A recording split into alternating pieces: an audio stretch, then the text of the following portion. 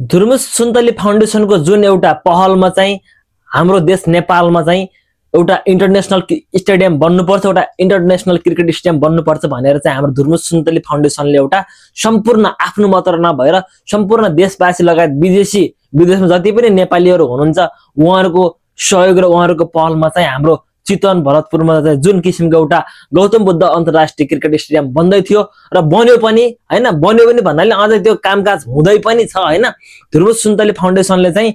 झन्डै धेरै पर्सेन्टेज काम गरेर चाहिँ बिचैमा चाहिँ आर्थिक अभाव देखाउँदै चाहिँ जुन एउटा काम ठप्प भएको थियो र त्यो कामलाई चाहिँ अहिले भरतपुर महानगरपालिकाले चाहिँ अहिले निरन्तरता दिइरहेको छ, यानि कि बन्दै पनि गइरहेको छ। र जुन बन्ने क्रममा चाहिँ धुर्मुस सुन्तलीलाई जुन किसिमको एउटा आरोप लगाएर जसले चाहिँ एउटा सहयोग वापस उठेको रकमलाई चाहिँ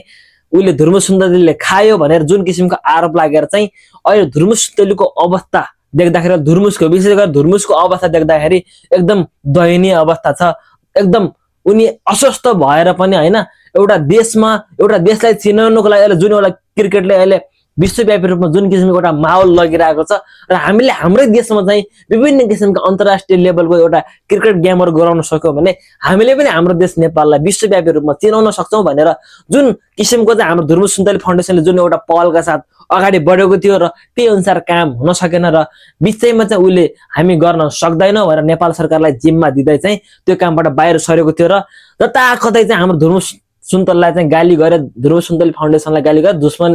धुर्मुसले चाहिँ हामी जनताको पैसालाई चाहिँ एउटा नराम्रो एउटा भ्रष्टाचार गर्यो भनेर आरोप लागेर अहिले जुन मुद्दालाई लिएर चाहिँ उनी अहिले भर्खरका युवा मन्त्री हाम्रो बब्लु गुप्तालाई आज चाहिँ उहाँले पत्र बुझाउनु भएको छ, जसले चाहिँ एउटा देशलाई बनाउँछु, एउटा केही देशलाई परिवर्तन गर्छु भनेर जुन एउटा मान्छेले चाहिँ त्यति किसिमको एउटा देशको लागि योगदान गरेछ हैन, त्यसको हालत यस्तो अवस्था बनाउनु त उले चाहिँ न्याय पाउनु पर्छ कि नै? नेपाल सरकारको दायित्वलाई चाहिँ उले एउटा गराउँछ भनेर जुन किसिमको पहल गर्यो हैन, यसमा चाहिँ उलाई अहिले अन्याय गर्ने र जसको अहिले स्वास्थ्य अवस्था दिनदिनै बिग्रिरहेको छ। धुर्मुस सुन्तलीको यो अवस्था देख्दा मलाई एकदम टिट पनि लागेको छ हैन, एकदम दया पनि लागेको छ। र धुर्मुस सुन्तलीको सधैँ चाहिँ म सपोर्टर हो, उले एउटा देशको लागि चाहिँ एउटा देशलाई पनि चिनाउनु पर्छ भन्ने जुन एउटा कामले चाहिँ जुन एउटा इन्टरनेसनल एउटा क्रिकेट स्टेडियम बनाउँछ भन्ने जुन उसको सोच छ, जसलाई चाहिँ हामी सारा नेपालीले चाहिँ साथ दिन आवश्यक छ हैन, त्यो बन्यो भने हामीले हाम्रो देश नेपाललाई इन्टरनेसनल रूपमा चाहिँ चिनाउन सक्छौं। र धुर्मुस सुन्तलीको न्यायको निमित्त चाहिँ हामी सम्पूर्ण नेपालीहरूले पनि आफ्नो क्षेत्रबाट आवाज उठाइदिनु होला भन्न चाहन्छु। जस्टिस फर धुर्मुस सुन्तली भन्न चाहन्छु हैन। उहाँहरु पक्कै पनि अन्यायमा हुनुहुन्छ, उहाँहरुलाई जुन त्यो काम चाहिँ हाम्रो के रे